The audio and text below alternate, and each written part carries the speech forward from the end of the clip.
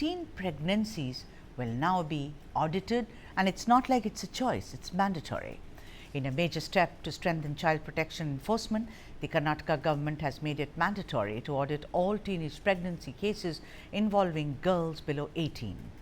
The Health and Family Welfare Department has directed that every pregnancy involving minors aged 10 to 18 must undergo a detailed administrative review.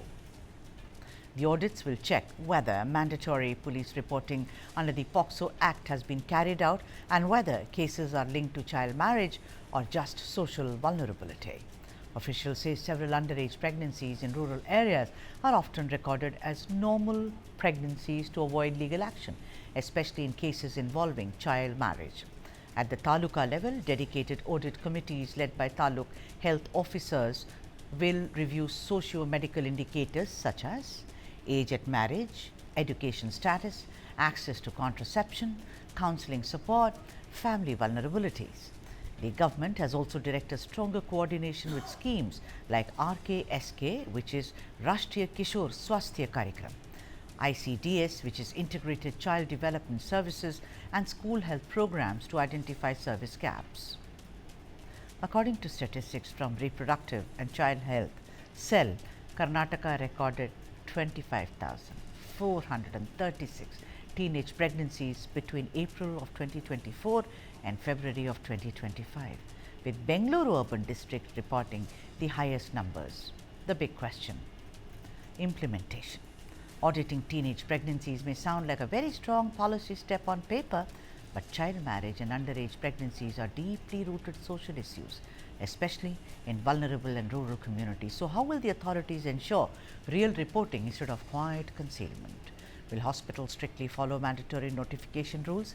And can the Karnataka government actually track every single case on the ground? Let me now go across to the guests. Dr. S. M. Prasad, former State Secretary, Karnataka, and Chairperson of Bangalore Adolescent Health Academy. And we are also joined by Cynthia Stephen, very well-known social activist, to speak on this issue. Let me first go to Dr. Prasad. Dr. Prasad, you know, when I look at the statistics which my producer told me of 25,000 plus, you know, within a year, less than a year, I was shocked. I've been reading about child marriages in Karnataka. I've been reading child marriages in some cases in Telangana, but today our focus is on Karnataka. More than a medical problem, we'll come to that. It is a socio-economic problem. It's a social problem, Dr. Prasad. You know, how do you think your fraternity, a taluka health officer, all of them will be able to, you know, control this, sir? Because I will ask you, what is the DM doing? Sitting there. Yeah, good evening. Good evening. See, this is a very great move taken by government of Karnataka. See, all these years we are hearing so many teenage pregnancies happening. How is it happening? They have told it can be out of the child marriages, which is common in some of the rural areas. It is still happening. And to identify them, we have got even district child protection officers. DCPOs are also there in every district. So sometimes it is not reported, but usually there are, once they come to know, they are going to track them. So along with them, the taluka health officers, definitely they are going to give us more input and also more rigid rules. They can bring it out so that they can identify who are all the victims or that is of the teenage pregnancies. So teenage pregnancies, as you told, it is not just an health issue. It is more than a health issue. It is even a social implications, or a lot of social implications. And how are they going to tell? And they have to, if that girl is studying in a high school, 8th, 9th, 10th standard, definitely that is going to affect her education. What is about her future? Out of ignorance, she might have become pregnant.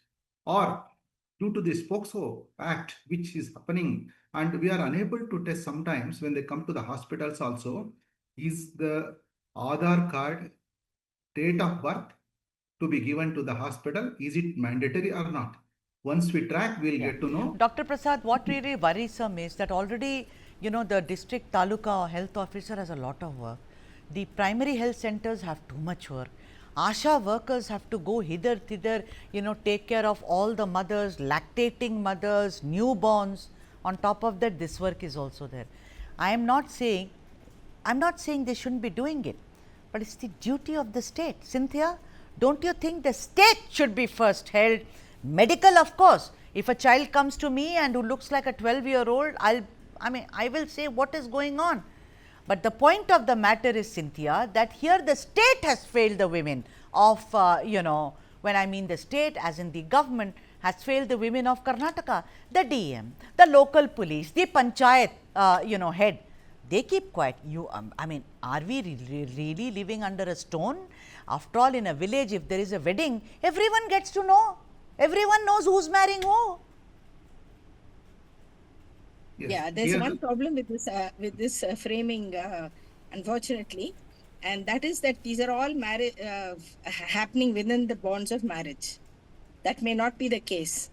A lot of the time, people are very aware that conducting child marriages is illegal, and they are very careful to hide the facts, and cook up false Aadhaar cards and this and that. I would suspect that a large number of these 25,000 plus pregnancies may not be by people who are married, by young women who are, or children. Really, they're technically children. They may not be married. They may be victims of runaway relationships, or incest, which is hardly talked about. She may have got pregnant because somebody in the family raped her. Nobody will talk about it if that is the case. There are many other layers of things, and 100% definitely. And see, there's another, these are the pregnancies which came to notice.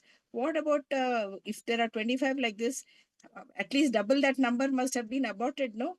What is happening? These small children are being subjected to MTP, is maybe not medical, but maybe just some kind of crude local abortion practices. So it is a very, very sensitive and serious issue, and cannot be treated like a policing issue or a medical issue. But do you concede? But do you agree with me, Cynthia, that the state has failed? It has, That's what I was just coming to that. Yeah. I was just coming to that. I'm saying that there is a very elaborate system to track the welfare of girls. And, at ground level, there are school level institutions. There is a committee which includes the local panchayat sarpanch, the principal of the school, then the block development officer, some of the senior teachers, and other people who are supposed to keep track of what is going on with girls. Not only girls, but even the young teenagers. And and then they're often, like happened in Hassan district, a lot of the times families try to cover up even when they're aware of sexual violence being undergone by their women and girls. So it's a very sensitive social matter.